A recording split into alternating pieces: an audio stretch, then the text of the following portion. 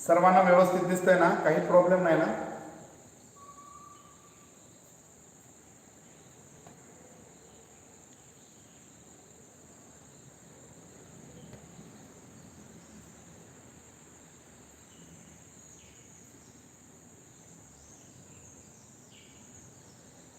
माझा मोबाईल जरा डिस्कनेक्ट झाला होता.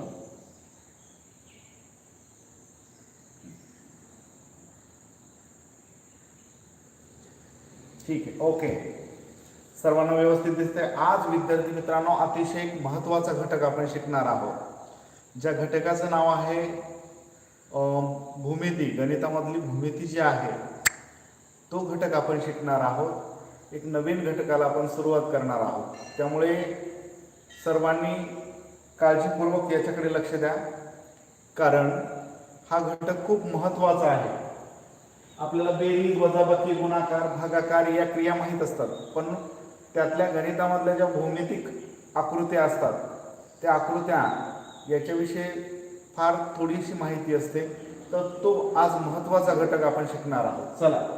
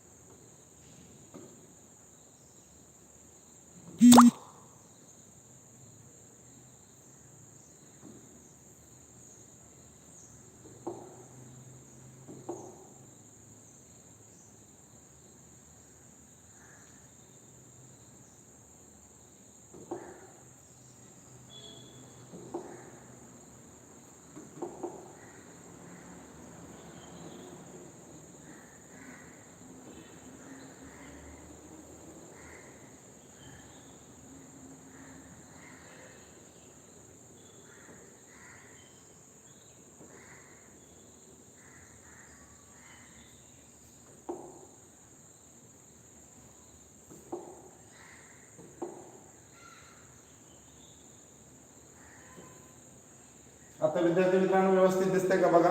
पहिला प्रश्न आहे, वाचता येतो ना?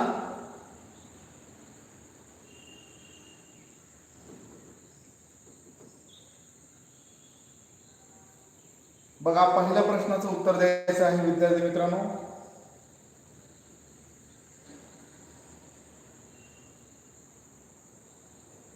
पहिला प्रश्न काय आहे बघा.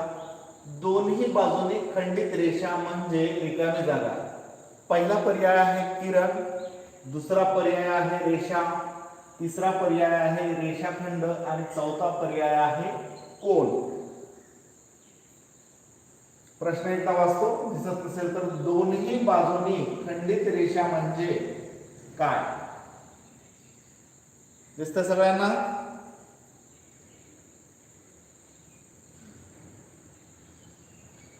थँक्यू सर्वांना. शिक्षक दिनाच्या हार्दिक हार्दिक शुभेच्छा तुम्हाला पण.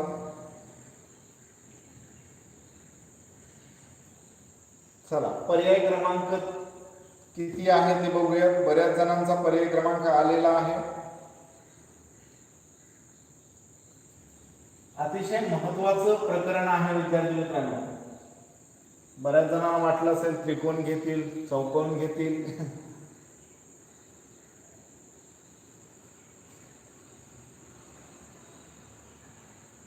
चला, थँक्यू सर्वांना. बघा विद्यार्थी मित्रांनो, पहिला प्रश्न जो आहे तो पहिला प्रश्न आहे, दोन्ही बाजूने खंडित रेषा म्हणजे काय? आता हा इथे एक बिंदू आहे, समजा ए, आणि हा बी बिंदू आहे. ए आणि हा बी. ही रेषा इथून इथपर्यंत आहे आणि इथे स्टॉप झाली. काय झाले? ए पासून बी पर्यंत रेषा काढलेली आहे आणि तिथे स्टॉप झालेली आहे, खंडित झालेली आहे, थांबलेली आहे, स्टॉप झालेली आहे. अशा रेषेला आपण काय म्हणायला पाहिजे? रेषाखंड म्हणायला पाहिजे. काय म्हणायचं त्याला? रेषाखंड. म्हणजे पर्याय क्रमांक 3. पर्याय क्रमांक 3 ज्यांचं ज्यांचं होतं त्या सर्व विद्यार्थ्यांचं अभिनंदन. आता पुढचा प्रश्नाकडे जाऊया. पुढचा प्रश्न काय आहे? लंब रेषेची आकृती ओळखा. बघूया पर्याय क्रमांक 3 कोणाकोणाचा होता मगाशीच्या प्रश्नाचा.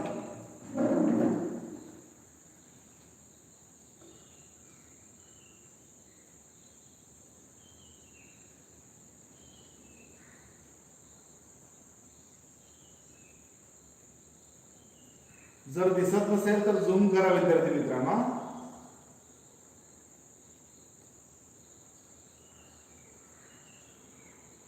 झूम करून घ्या दिसत नसेल तर.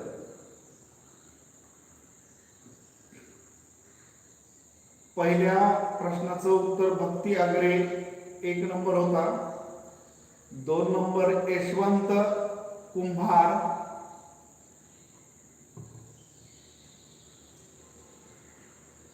शिल्पा सावंत,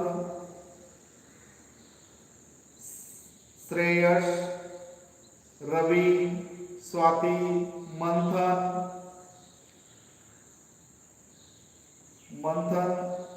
राऊत, नंदिनी, भूमिका, अनिल, राजश्री,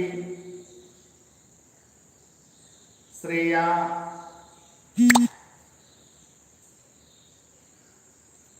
किंगोविंदी, वेदिका, उज्ज्वला, समीर, अवधूत,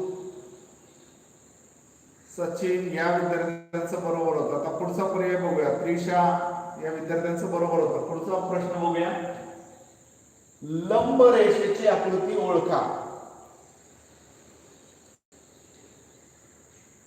चला, बऱ्याचशा विद्यार्थ्यांनी पर्याय क्रमांक 1 दिलेला आहे. काही हरकत नाही विद्यार्थी मित्रांनो, चुका ह्या होणारच आहेत आणि त्या चुका आपल्याला पुढे मुख्य परीक्षेमध्ये झाल्या नाही पाहिजे.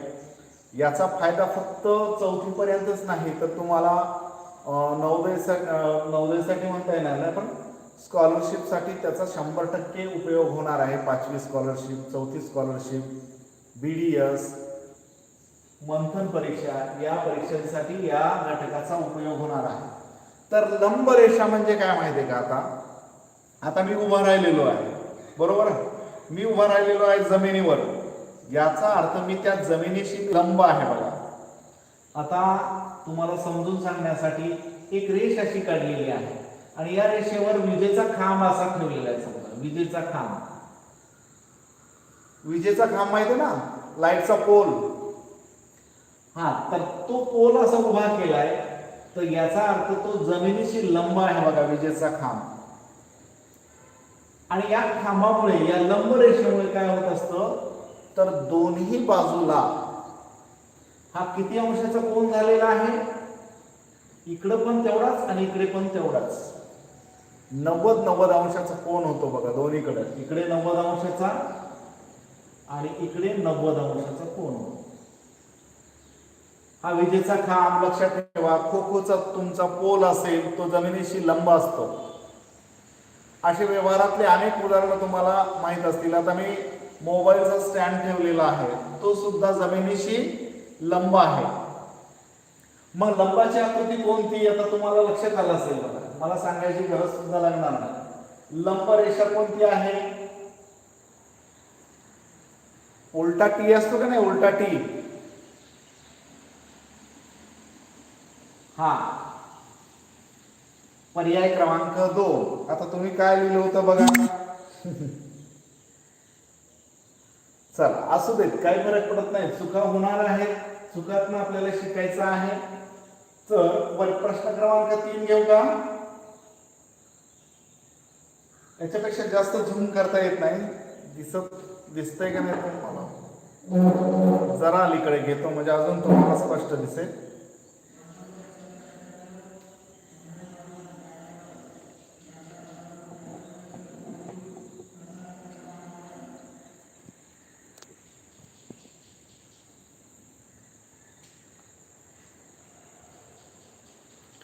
बघा, 2 नंबरच्या प्रश्नाचं उत्तर काय होतं विद्यार्थी मित्रांनो? पर्याय क्रमांक 2 होता. पर्याय क्रमांक 2 होता. लंब रेषा तुमच्या लक्षात आली का आता?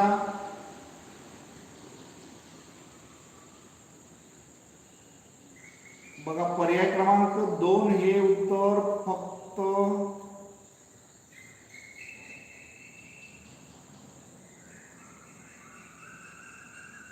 वेदिका, राजश्री, नंदिनी, स्वाती, रुपाली, सचिन, अवधूत, अश्विनी, समीर या विद्यार्थ्यांचं होतं. खाली पण काही विद्यार्थी आहेत. चला पुढच्या प्रश्नाचं उत्तर आपण सोडून घेऊया. खालीलपैकी किरणाची आकृती कोणती? प्रश्न क्रमांक 3 जो आहे, किरण बघायचा आपला. किरण, किरण म्हणजे तुमच्या वर्गातला किरण किंवा वर्गातली किरण नाही, तर भूमितीय आकृत्यांमधला किरण, किरणाची आकृती बघायची.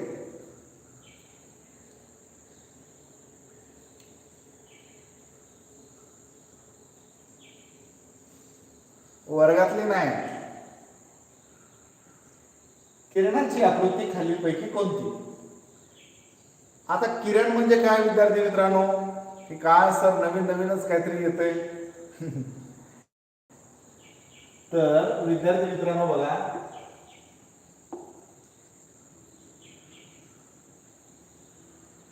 आपण याच्या अगोदर रेषाखंड बघितला. रेषाखंड म्हणजे 2 बिंदू इथपर्यंतच मर्यादित, त्याला रेषाखंड म्हणतात. लंब बघितलाय, विजेचा खांब, खो खोचा पोल. आपण जमिनीवर उभं राहिलो तर आपण सुद्धा जमिनीशी लंब असतो, हे बघितलंय. त्यानंतर आता किरण बघायचं आहे. किरण म्हणजे काय? तर आता बघा, हा एक बिंदू आहे, ए बिंदू आहे, आणि इकडे एक बिंदू दिलेला बी. आता इथून रेषा अशी निघाली सरळ, आणि पुढे असं बाण आहे. याचा अर्थ काय असतो? अजून जरा चांगल्या आकृती काढतो.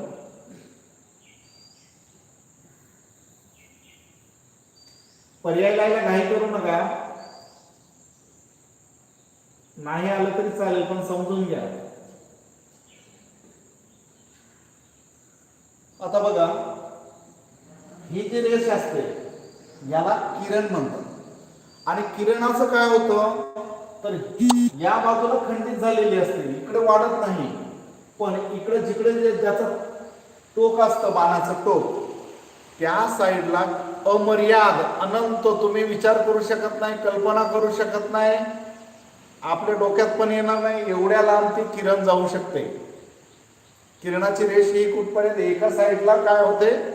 अमर्याद वाढते. तिची मर्यादा नाही, तिला आपण मोजू शकत नाही किती लांब जाईल ती. एका साईडला किती? अमर्यादपणे वाढते, कितीही वाढू शकते, कितीही. इकडच्या साईडला मात्र ती खंडित झालेली आहे, स्टॉप झालेली आहे, थांबलेली आहे. आणि उजव्या साईडला मात्र ती कितीही वाढेल. तुम्ही म्हणाल सर उजव्या साईडला वाढते का? नाही, कधी कधी या साईडला सुद्धा असू शकते. इकडे स्टॉप झालेली आहे आणि इकडे सुद्धा वाढू शकते. या रेषेला किरण म्हणतात. मग आता किरणाची रेष कोणती आहे?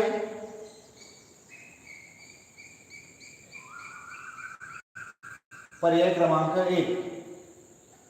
पहिल्या प्रश्नाचं, तिसऱ्या प्रश्नाचं उत्तर जे आहे ते पर्याय क्रमांक 1 आहे. लक्षात येते का? किरण एका साईडला वाढतं. आता पर्याय क्रमांक 1 होता ना, ठीक आहे. प्रश्न क्रमांक 4 घ्यायचा आहे आपल्याला. 4 खाली बघू नका प्रश्नांकडे, कारण ते PDF आहे आणि ही PDF तुम्हाला नंतर देणार आहे. हे सगळं शिकून झाल्यानंतर किती प्रश्नांची उत्तर बरोबर येतात ते बघूया. जेव्हा 2 रेषा परस्परांना लंब असतात तेव्हा त्या एकमेकाशी किती अंशाचा कोन करतात? जेव्हा 2 रेषा परस्परांशी लंब असतात तेव्हा त्या एकमेकाशी किती अंशाचा कोन करतात?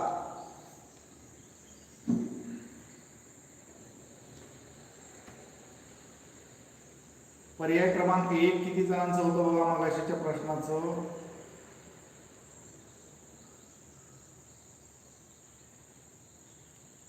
यशवंत कुंभार,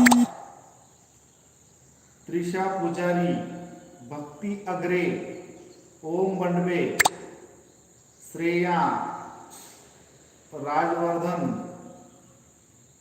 किंगोविंगी, उज्ज्वला, मंथन. अरे पहिले प्रश्न क्रमांक जरा टाकायचा.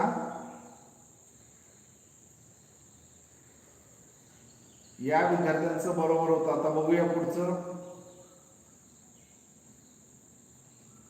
काही विद्यार्थ्यांचं नाव राहून जाऊ शकतं. प्रश्न क्रमांक टाकायचा म्हणजे आपल्याला लक्षात येते पटकन.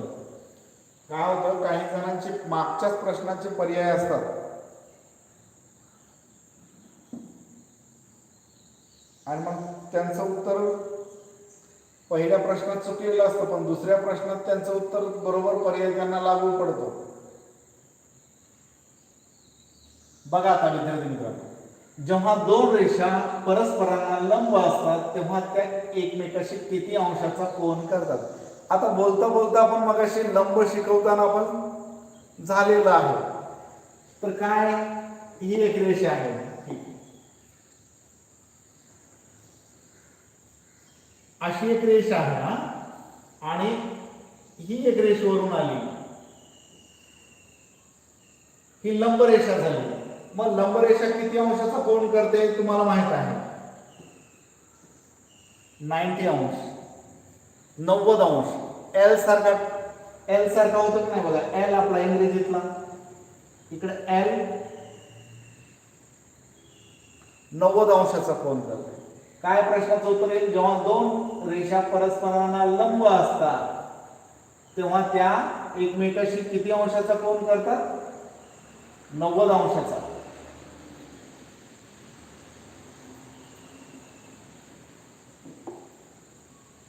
आता बघा,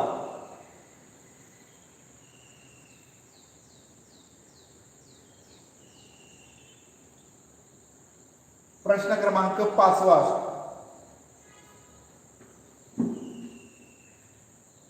मगाशीच्या प्रश्नाचा पर्याय क्रमांक 3 होता, चौथ्याचं 3. ऋषभ, राजेंद्र, रुपाली, शिल्पा, भक्ती, नंदिनी, श्रेयश, राजवर्धन, यशवंत, काव्या, श्रेया, स्वाती, ऋषभ,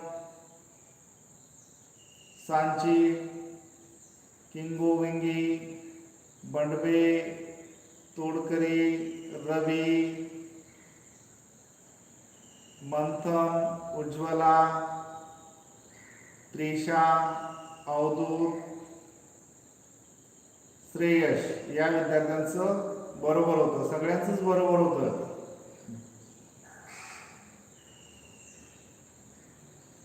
चला पुढच्या 5व्या प्रश्नाचं उत्तर सोडवायचं आहे तुम्हाला. 5वा प्रश्न. आता समांतर रेषा म्हणजे काय सर? समांतर रेषा तर माहित पाहिजे, तर त्या प्रश्नाचं उत्तर सोडवता येईल. समांतर रेषाच माहित नाही तर प्रश्नाचं उत्तर कसं सोडवणार, असा काही जणांच्या मनामध्ये प्रश्न आलेला असेल. काही हरकत नाही विद्यार्थी मित्रांनो, अजिबात टेन्शन घेऊ नका. समांतर रेषा म्हणजे काय आपण बघणार आहोत. आता बघा, रेल्वेचा मार्ग बघितलाय का तुम्ही? रेल्वेचा मार्ग असेल किंवा उदाहरण घ्यायचं झालं तर ही एक रेषा, ही एक रेषा आणि ही एक रेषा. बघा दोन्ही रेषा बघा, या रेषा परस्परांना समांतर आहे. समांतर आणि समांतर रेषा कधीही एकमेकाला क्रॉस करत नाही. आता रेल्वेचा जर रस्ता बघितला असेल, रेल्वेचा जर लोहमार्ग तुम्ही बघितला असेल, जर ती पटरी एकमेकाला जर क्रॉस केली तर काय होईल? रेल्वे चालू शकते का? तर त्या कधीही कितीही पुढे जाऊ देत कितीही किलोमीटर जाऊ देत, त्या परस्परांना काय होत नाहीत, एकमेकाला छेदत नाहीत, एकमेकाला छेदत नाही, सरळ जातात. बघा आपल्या अजून कुठलं उदाहरण देता येईल तुम्हाला? दरवाजाची चौकट असते का, चौकट इकडची बाजू आणि तिकडची बाजू, या दोन ज्या बाजू असतात त्या एकमेकाला समांतर असतात. त्याचबरोबर आता बघा, हा जो टीव्ही आहे याची ही बाजू आणि वरची बाजू ही एकमेकांना समांतर आहे. त्याचबरोबर माझ्या उजवीकडची आणि डावीकडची बाजू जी आहे ती देखील एकमेकांना समांतर आहे. मग आता लंब असतात का, तर नाही. लंब म्हणजे असं,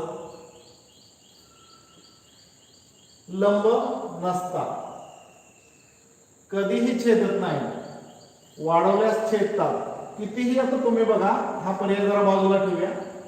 छेदतात का, छेदणे म्हणजे काय, क्रॉस करणे, असं असं क्रॉस करणे. छेदतात का, नाही छेदत, छेदत नाहीत. त्याचबरोबर वाढवल्यास छेदतात, बघा वाढवल्यास छेदतात. आता ही रेष कितीही वाढवली अशी आणि ही रेष कितीही वाढवली तुम्ही कुठपर्यंतही, तरी त्या एकमेकाला छेदत नाहीत, क्रॉस करत नाहीत. मग आपला पर्याय काय येईल, कधीही छेदत नाही. काय पर्याय येईल, दोन समांतर रेषा परस्परांना कधीही छेदत नाहीत. पर्याय क्रमांक 2 यायला पाहिजे उत्तर. आता 2 लिहू नका, काय जण आता लगेच 2 लिहायला लागले. समजून घ्या, एखाद्या वेळी प्रश्नाचं उत्तर आता आलं नाही तरी चालेल, पण समजून घ्या नेमकं काय, समांतर रेषा म्हणजे काय, किरण म्हणजे काय, रेषाखंड म्हणजे काय. या गोष्टी आपल्याला साध्या वाटतात पण त्या माहीत नसतात. आणि मार्क तर या एकदा तुम्हाला यायला लागलं की त्याचे मार्क 100% पडतात तुम्हाला, काय ना. आणि वेळ सुद्धा खूप कमी लागतो तुम्हाला या प्रश्नांची उत्तरं सोडवायला. बघितल्याबरोबर तुम्हाला त्याची उत्तरं येतात. त्यामुळे अतिशय काळजीपूर्वक बघा. काय झालं, दोन समांतर रेषा परस्परांना कधीही छेदत नाहीत. या प्रश्नाचं उत्तर काय यायला पाहिजे, दोन समांतर रेषा परस्परांना कधीही छेदत नाहीत. डोक्यात काय ठेवायचं, रेल्वेचा रस्ता ठेवायचा लक्षात. त्याच्या बघा दोन्ही साईड असतात ना, इकडचा एक दोन भागावर दोन साईडने चाक जातो ना, इकडच्या साईडने एक चाक आणि तिकडच्या साईडने एक चाक. तो जो लोहमार्ग आहे तो परस्परांना कधीही छेदत नाही. जर तो क्रॉस झाला तर वाट लागली म्हणायचं. दरवाजाची चौकट असेल आपल्या, किंवा पुस्तकाचे दोन भाग असतील, इकडची साईड आणि इकडची एक साईड, इकडची साईड आणि इकडची साईड, ही परस्परांना समांतर असतात. कितीही वाढवा तुम्ही, ते एकमेकाला क्रॉस करत नाही. लक्षात आलंय? हा, जरा हा प्रश्न 6वा प्रश्न घेण्या अगोदर तुम्हाला एक आकृती राहून गेलेली आहे. ती आकृती म्हणजे रेषा. बघा आपण रेषाखंड शिकलोय, किरण शिकलोय, रेषा कशी असते ती सांगतो तुम्हाला. आता रेषा मात्र वेगळं काम आहे रेषेचं. रेषा म्हणजे काय माहिती का,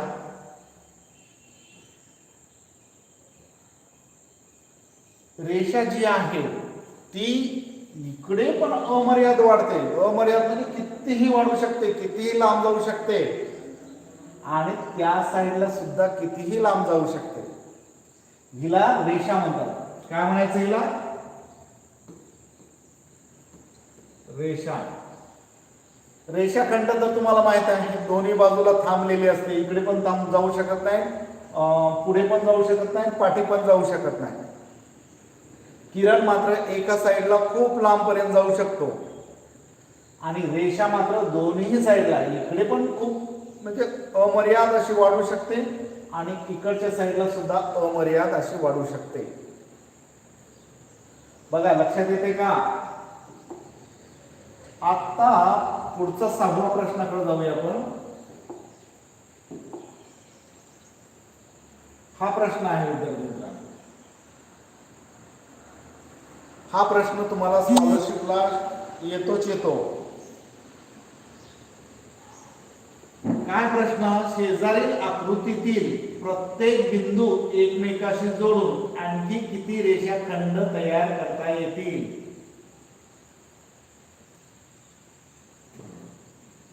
मगाशीच्या प्रश्नाचं पर्याय क्रमांक 2 होतं. ऋषभ ठीक आहे, ओके बाळा. या प्रश्नाचं उत्तर आहे उज्ज्वला काशीद 1 नंबर, नंदिनी, रुपाली, वेदिका यांचं बरोबर होतं. राजश्री, श्रावणी, सचिन, त्रिशा, श्रेया, समीर, रवी, अनिल या विद्यार्थ्यांचं उत्तर बरोबर होतं. वैष्णवी. आता सॉरी 6व्याचं उत्तर बघा. 6व्याचं उत्तर कोण देते? 6व्याचं उत्तर बघा.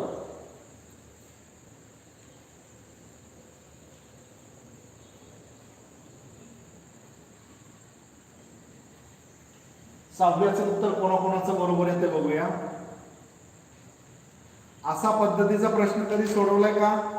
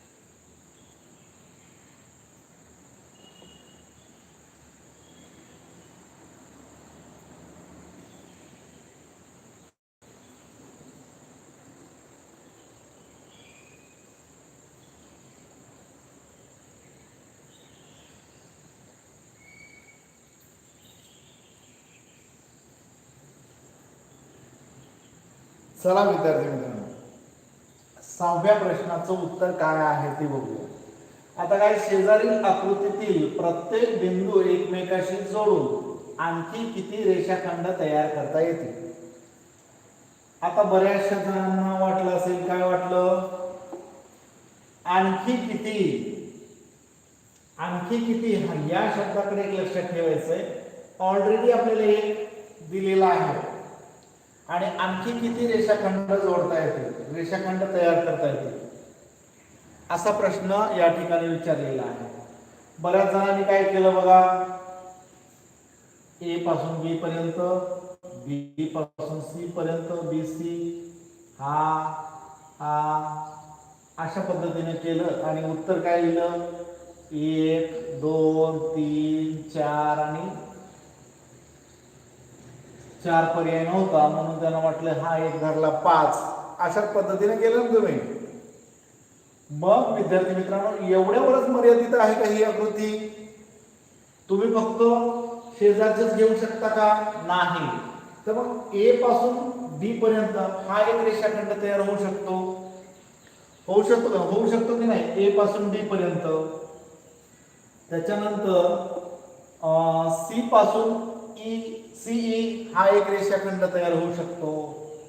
त्याच्यानंतर बीडी हा एक रेषाखंड तयार होऊ शकतो.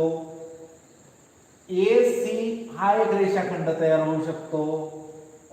त्याच्यानंतर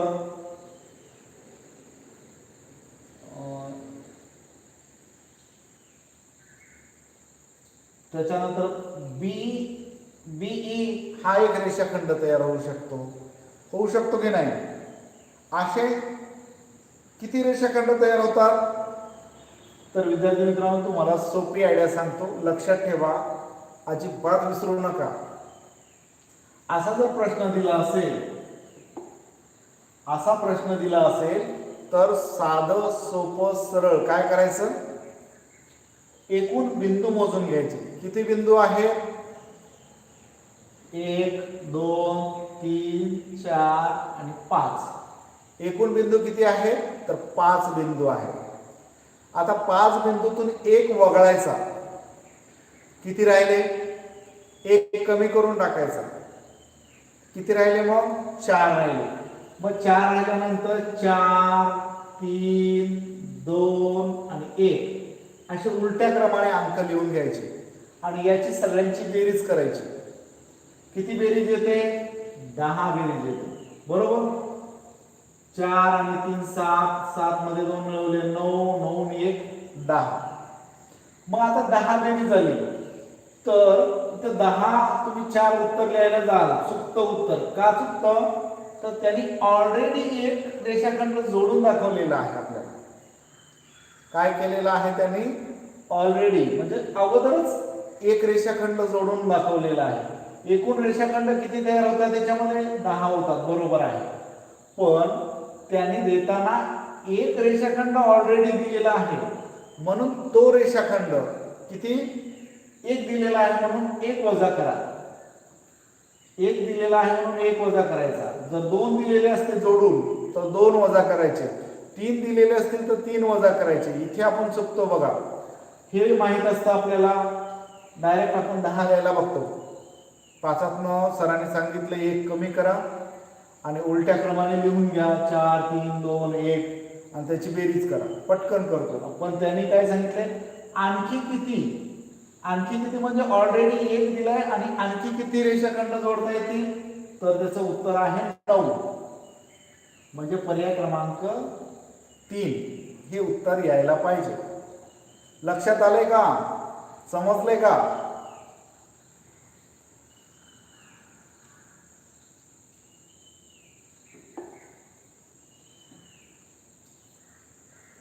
समजलं असेल तर यस म्हणा. बघूया किती जणांना समजलंय.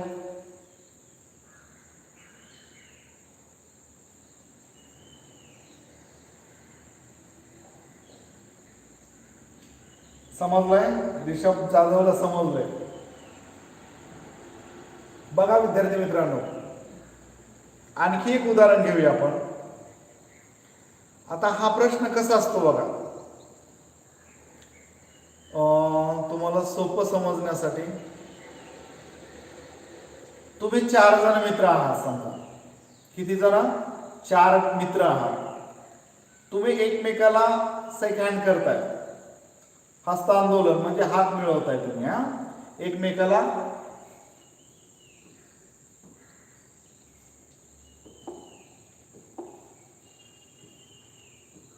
ए बी सी आणि डी नावाचे 4 मित्र आहेत समजूया. मग काय होणार आहे? ए कोणाकोणाला हात मिळवणार आहे बघा. ए बी सोबत हात मिळवणार आहे, सी सोबत हात मिळवणार आहे आणि डी सोबत हात मिळवणार आहे. म्हणजे ए ने किती जणांसोबत हात मिळवलाय?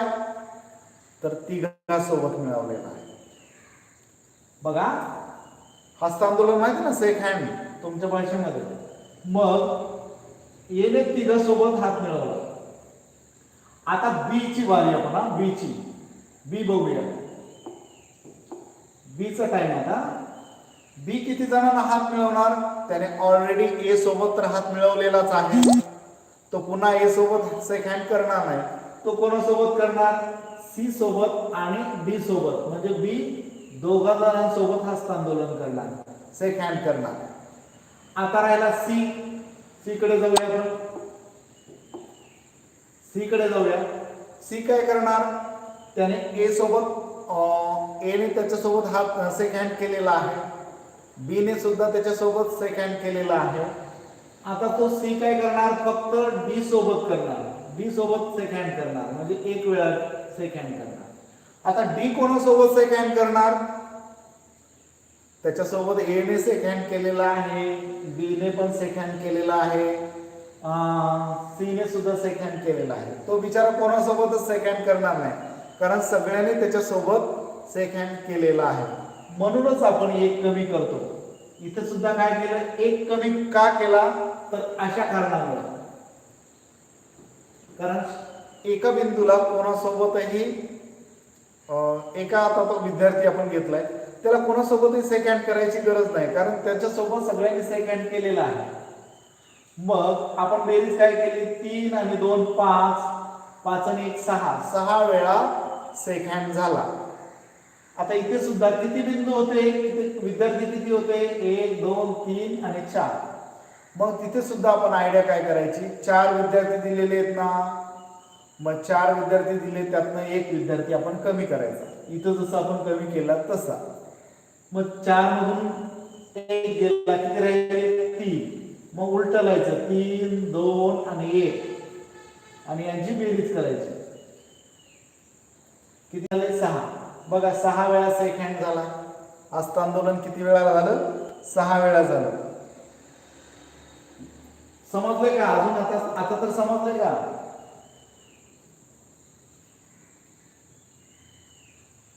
चला, बऱ्याचशा जणांना समजलेलं आहे, अजून काही जणांना समजलं असेल. आता आपण काय करूया, हा एक शेवटचा प्रश्न घेऊया.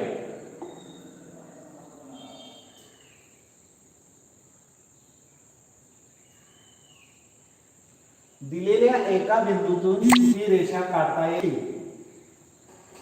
दिलेल्या एका बिंदूतून किती रेषा काढता येतील.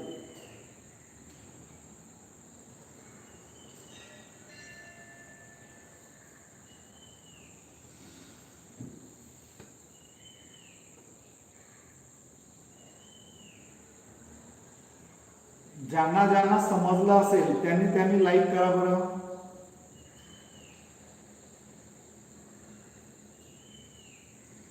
कोणाकोणाला समजलंय बघा, रिषभ जाधवला समजलंय, भक्ती आगरेला समजलेला आहे, वैष्णवी, काव्या बंडबे, तोडकरी, शिल्पा अवधूत, सांची, श्रेया, श्रेयश, प्रदीप, रवी, यशवंत, हो सर, किंगोविंगी, राजश्री, त्रिशा, दीक्षा, समीर, या सर्व विद्यार्थ्यांना समजलेलं आहे.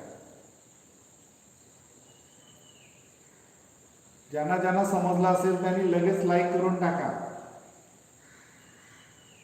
समजलं नसेल तर करू नका.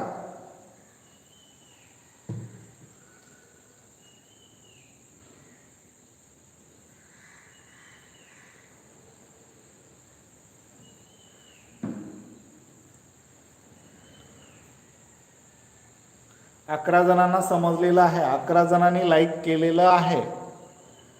खरं 11 जणांना समजलेलं आहे असं वाटतं. 12 जणांना आता समजलेलं आहे. 12 पेक्षा जास्त जणांना समजलेलं नाही. आता 11 जणांना समजलेलं आहे.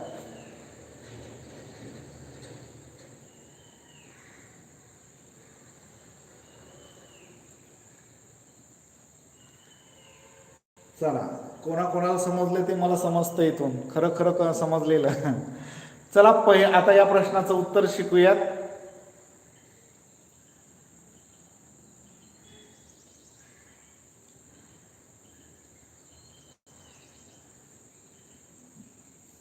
हा प्रश्न विद्यार्थी मित्रांनो कसा सोडवायचा, दिलेल्या एका बिंदूतून एक बिंदू काढूया आपण.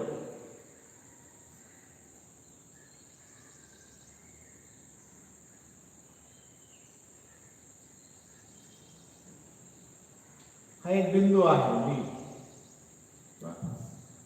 हा एक बिंदू आहे आणि या बिंदूतून किती रेषा काढता येतील. बघा, अशी काढता येईल, अशी काढता येईल, अशी काढता येईल, अशी काढता येईल, अशा काढता येतील, अशी काढता येईल. अशा किती रेषा काढता येतील आपल्याला मोजू शकत नाही आपण. अमर्याद, अगणित, अनंत कितीही रेषा काढता येऊ शकतात. फक्त एक रेषा काढता येते का? नाही. 3 रेषा काढता येतात का? नाही. 2 रेषा काढता येतात का? नाही. कितीही या शब्दाचा अर्थ आहे अमर्याद, अगणित, अनंत, मोजता येणार नाही एवढ्या, आपण मोजू शकणार नाही एवढ्या रेषा काढता येतात एका बिंदूतून. चला सर मला समजलं आणि सर मी लाईक पण केलेले आहेत.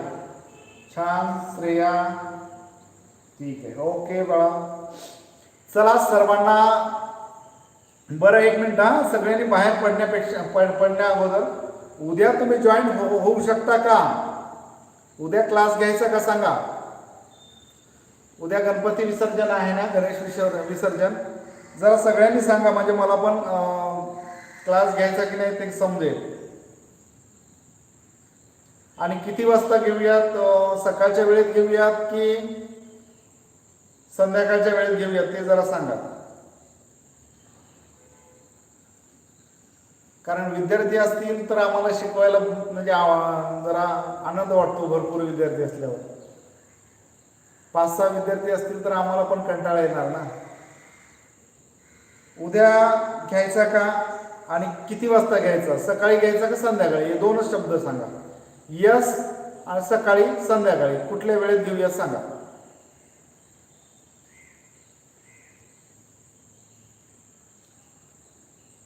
सकाळी 7 वाजता म्हणते. उद्या सकाळी 7 वाजता घेऊया. उद्या सकाळी घेऊयात म्हणतात. सकाळी घ्या, सकाळच्या वेळेत. ठीक आहे, सकाळच्या वेळेत घेऊया ना.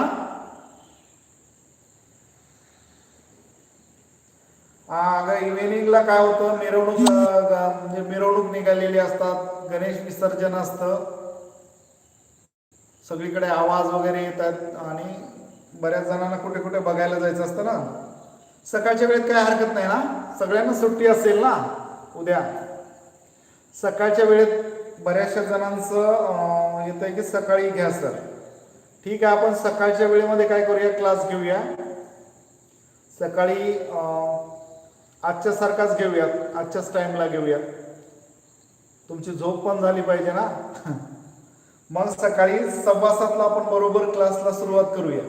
ओके, चला.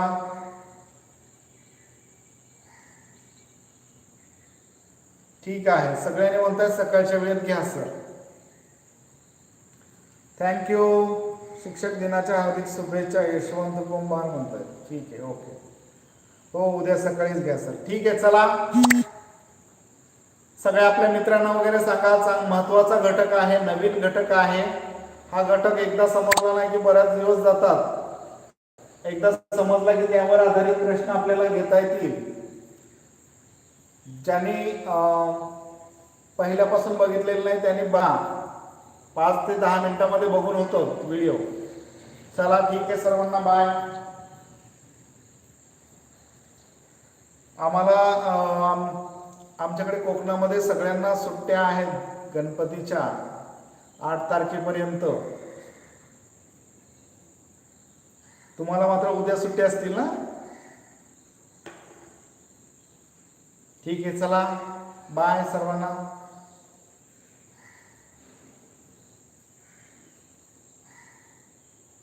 वीज जणांनी लाईक केलेलं आहे.